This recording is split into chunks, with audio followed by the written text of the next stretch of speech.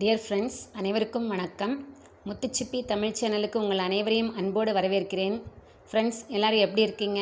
நீங்கள் எல்லோரும் நல்லா இருக்கீங்கன்னு நினைக்கிறேன். நான் ரொம்ப நல்லா இருக்கேன். அனைத்தும் நலமே. வாங்க நம்ம சிப்பிக்குள்ளே போகலாம். ஃப்ரெண்ட்ஸ், நம்ம தோட்டத்தில் உள்ள சுண்டைக்காய் செடியிலேருந்து சுண்டைக்காயை நான் ஹார்வெஸ்ட் பண்ணி கொண்டு வந்திருக்கேன். இதிலேருந்து இன்றைக்கி நான் சுண்டைக்காய் ஃப்ரைட் ரைஸ் செய்கிற ஐடியாவில் பறிச்சுட்டு வந்திருக்கேங்க.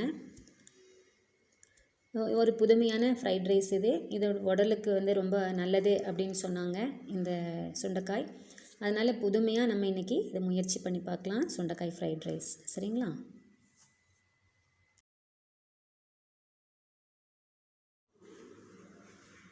ஃப்ரெண்ட்ஸ், நம்ம சுண்டைக்காய் ஃப்ரைட் ரைஸ் எப்படி செய்கிறதுன்னு பார்த்துக்கலாம். அதுக்கு தேவையான பொருள்லாம் பார்த்திங்கன்னா சுண்டைக்காய்,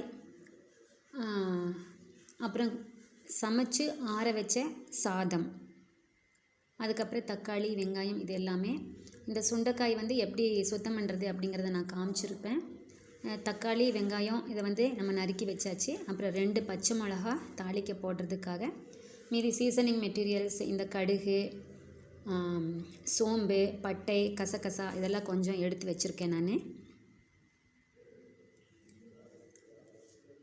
அப்புறம் தேவையான அளவு உப்பு, தாளிக்கிறதுக்கு எண்ணெய், தேங்காய் எண்ணெய் தான் பொதுவாக நான் பயன்படுத்துவேன். இப்போ இந்த சுண்டைக்காய் எல்லாத்தையும் காம்பு நீக்கி நம்ம அதை சுத்தப்படுத்தி வச்சுக்கலாங்க.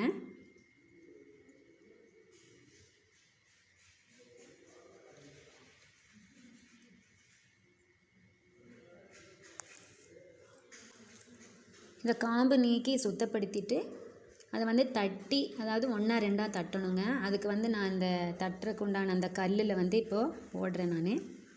அதை நம்ம கல் வச்சு நம்ம 1 2 தட்டும்போது அந்த கொட்டைகளெல்லாம் வெளியில் வந்துடும். பாருங்கள், இந்த மாதிரி நம்ம 1 2 தட்டும்போது அந்த கொட்டைகளெல்லாம் வெளியில் வந்துடும். அந்த கொட்டைகளில் நம்ம முழுவதுமாக கழுவி விட வேண்டிய அவசியம் கிடையாது. லேசாக அப்படி நம்ம அலசி விட்டால் போதும். ரொம்ப அதிகப்படியாக இருக்கக்கூடிய கொட்டைகள் மட்டும் வெளியில் போனால் போதும். ஓரளவுக்கு கொட்டைகளும் இதில் இருக்கணும். ஏன்னா அதுக்கு தான் நம்ம இரத்த குழாயில் இருக்கக்கூடிய பலவிதமான அடைப்புகளை நீக்கக்கூடிய பண்பு இதுக்கு இருக்குங்க. நல்லா அலசி அதை புழிஞ்சு எடுத்து வச்சுக்கலாம் நம்ம, தண்ணி இல்லாமல்.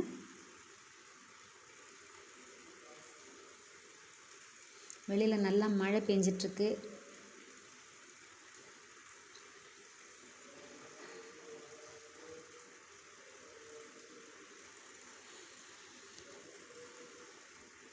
இப்போ நம்ம சுண்டைக்காயை பக்குவப்படுத்தி எடுத்துட்டோங்க. இன்னும் அதை நம்ம தாளித்து விடணும். அதுக்கு நான் பாத்திரத்தை அடுப்பில் ஏற்றிட்டேன். பாத்திரத்தில் தண்ணி எல்லாம் போனதும் எண்ணெயை விட்டுக்கலாம். அதில் பொதுவாக நான் சமைக்கிறதுக்கு நம்ம தோட்டத்திலே நம்ம விளைஞ்ச தேங்காயிலேருந்து எடுத்த தேங்காய் எண்ணெய் தாங்க, அதை தான் பயன்படுத்திக்கிறோம். எண்ணெய் சூடாகிட்டுருக்கு. முதல்ல நான் 2 பச்சை மிளகாயை போட்டுறேன். அப்புறம் கடுகு,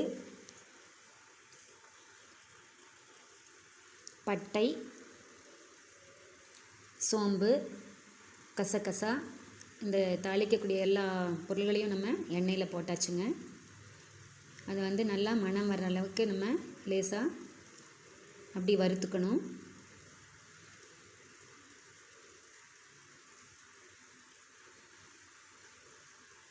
இப்போ அதில் நம்ம வெங்காயம் போட்டாச்சுங்க. வெங்காயத்தையும் நல்லா வதக்கணும். வெங்காயம் ஓரளவுக்கு கொஞ்சம் ப்ரௌன் கலராக மாறி சுருங்கி நல்லா மணம் வரும். அந்த மாதிரி ஆற வரைக்கும் நம்ம அதை வதக்கிக்கணும். இதோட தக்காளி சேர்த்துக்கலாம். இதையும் நம்ம லேசாக வதக்கிக்கலாங்க.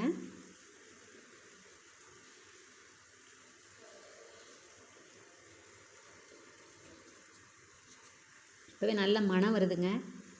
அதோடு இப்போ நம்ம க்ளீன் பண்ணி வச்ச சுண்டைக்காயும் நான் போட்டேன். அந்த சுண்டைக்காயும் அந்த எண்ணெய், தக்காளி மற்றும் வெங்காயத்தில் இருக்கக்கூடிய அந்த நீர்ச்சத்து அதிலேயே இந்த சுண்டைக்காய் வதங்கும்.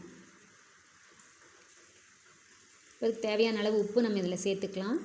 அப்போ தான் நல்லா இப்போவே உப்பு சேர்த்தா தான் நல்லா அதில் பிடிக்கும்.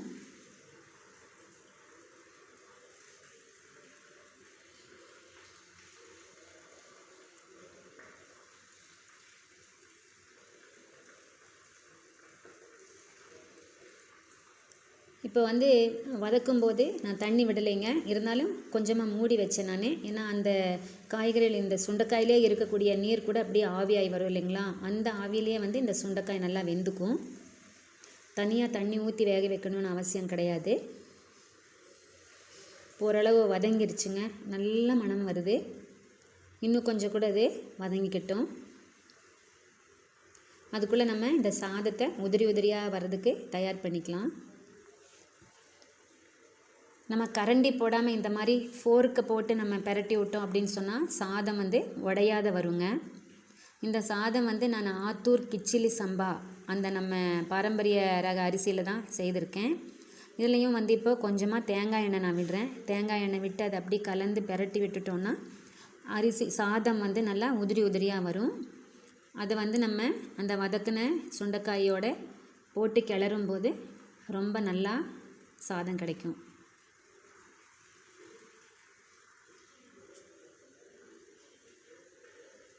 இப்போ சுண்டைக்காய் நல்லா வதங்கிருச்சுங்க.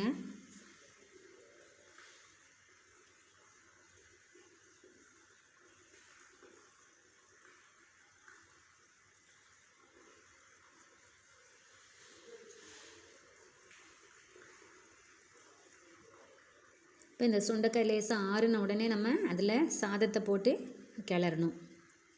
இந்த கிளறதுக்கும் வந்து நம்ம இந்த ஃபோர்க்கு இதை வச்சு கிளறுனா சாதம் உடையாதுங்க.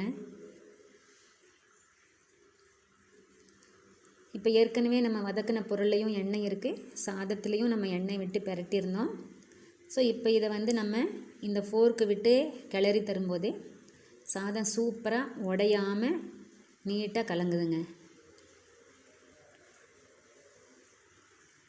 இப்போ பாருங்களேன், சுண்டைக்காய் ஃப்ரைட் ரைஸ் நம்மளுக்கு ரெடி ஆயிடுச்சு. இதில் வந்து இன்னும் கொஞ்சம் அந்த மணம் ருசி எல்லாம் வர்றதுக்காக மல்டிபர்பஸ் ஆம்லா பவுடர் ஏற்கனவே நம்ம டிஸ்கஸ் பண்ணியிருக்கோம் இல்லைங்களா, அது ஒரு ஸ்பூன் போட்டு நான் கிளறி விட்றேன்.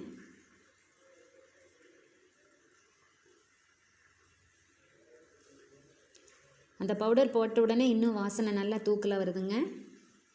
இப்போது சாதம் ரெடி ஆயிடுச்சு, வாங்க சாப்பிட்லாம்.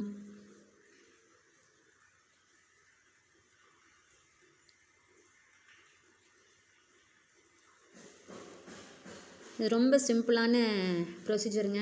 உங்கள் வீட்டில் நீங்கள் செஞ்சு சாப்பிடுங்க.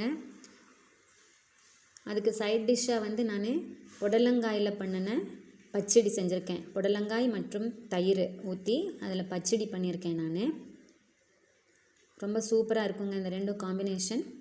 இவ்வளோ நேரம் இந்த வீடியோவை பொறுமையாக நீங்கள் பார்த்ததுக்கு ரொம்ப நன்றிங்க. உங்கள் ஃபீட்பேக் வந்து எனக்கு கமெண்ட்ஸ் பாக்ஸில் கொடுங்க. அடுத்த வீடியோவில் நான் உங்களை சந்திக்கிறேன். அது வரைக்கும் see you, bye bye, best wishes.